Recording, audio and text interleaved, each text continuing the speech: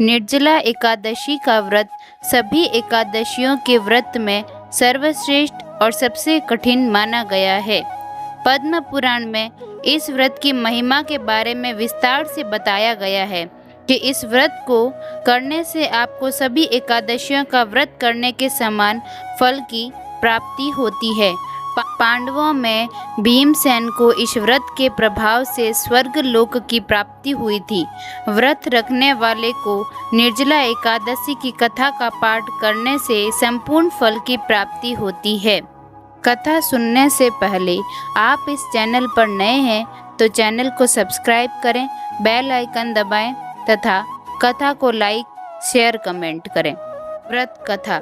जब वेद व्यास ने पांडवों को चारों पुरुषार्थ धर्म, अर्थ, काम और मोक्ष देने वाले एकादशी व्रत का संकल्प कराया था, तब युधिष्ठिर ने कहा, जनार्दन, ज्येष्ठ मास के शुक्ल पक्ष में जो एकादशी पड़ती हो, कृपया उसका वर्णन कीजिए।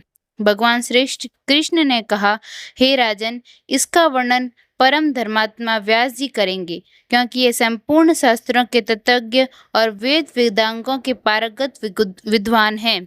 तब वेद व्यास जी कहने लगे, कृष्ण और शुक्ल पक्ष की एकादशी में अन्न खाना वर्जित है।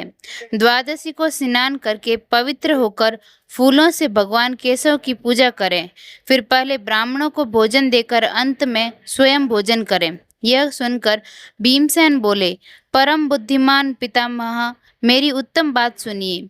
राजा युधिष्ठिर, माता कुंती, द्रौपदी, अर्जुन, नकुल और सहदेव ये एकादशी को कभी भोजन नहीं करते तथा मुझसे भी हमेशा यही कहते हैं कि भीमसेन, एकादशी को तुम भी न खाया करो, परंतु मैं उन लोगों से यही कहता हूँ कि मुझसे भूख नहीं सही जाएगी।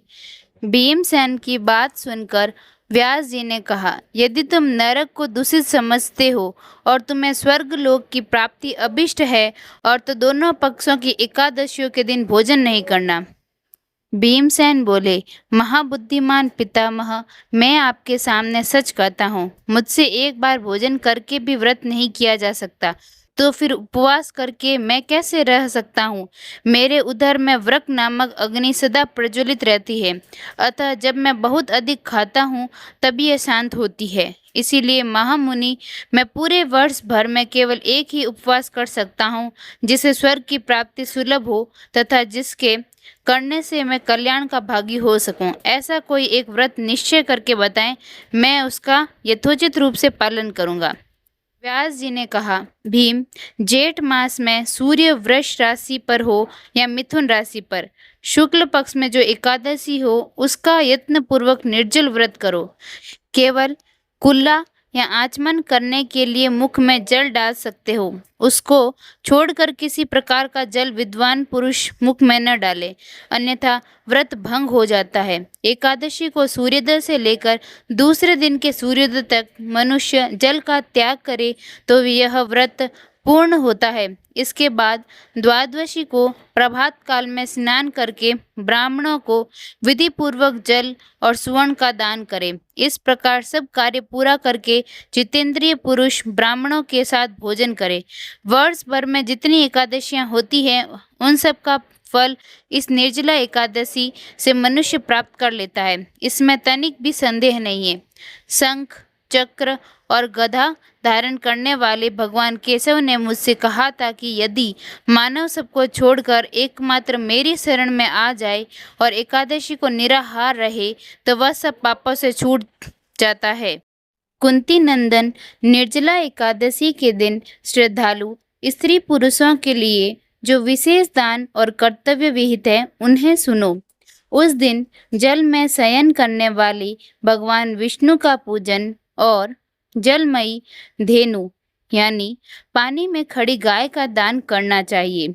सामान्य गाय का या घी से बनी गाय का दान भी किया जा सकता है। इस दिन दक्षिणा और कई तरह की मिठाइयों से ब्राह्मणों को संतुष्ट करना चाहिए। उनके संतुष्ट होने पर श्री हरि मोक्ष प्रदान करते हैं।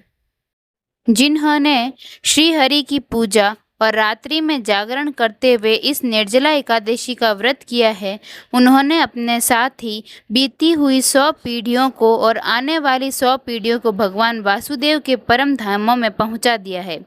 निर्जला एकादशी के दिन अन्न, वस्त्र, गौ, जल, शैया, सुंदर आसन, कमंडलू तथा छाता दान करने चाहिए। जो श्रेष्ठ तथा सुपात्र ब्राह्मण को जूता दान करता है वह सोने के विमान पर बैठकर स्वर्ग लोक में प्रतिष्ठित होता है। जो इस एकादशी की महिमा को भक्ति पूर्वक सुनता अथवा उसका वर्णन करता है वह स्वर्ग लोक में जाता है। चतुर्दशी युक्त अमावस्या को सूर्य ग्रहण के समय श्राद्ध करके मनुष्य जिस फल को प्राप्त करता है वही फल इस कथा को सुनने से भी मिलता है।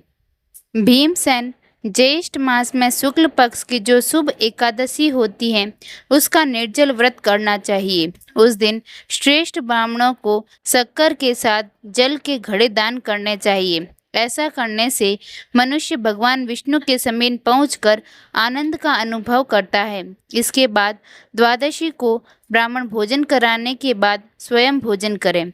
जो इस प्रकार पूर्ण रूप से पाप नाशिनी एकादशी का व्रत करता है वह सब पापों से मुक्त और आनंदमय पद को प्राप्त होता है। यह सुनकर भीमसेन ने भी इस शुभ एकादशी का व्रत आरंभ कर दिया।